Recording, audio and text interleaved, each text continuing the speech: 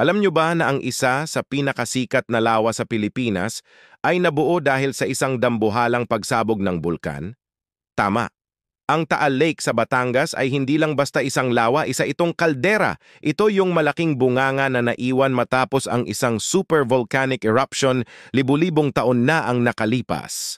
At ang mas nakakamangha pa, sa gitna mismo ng lawang ito ay matatagpuan ang Taal Volcano na isa ring aktibong bulkan. Isipin nyo, isang bulkan sa loob ng isang lawa na nasa bunganga naman ng isang mas malaki pang bulkan. Wow! Ito ay isa sa iilang lugar sa buong mundo na may ganitong pambihirang geological feature. Talagang isang natural wonder na maipagmamalaki nating mga Pinoy.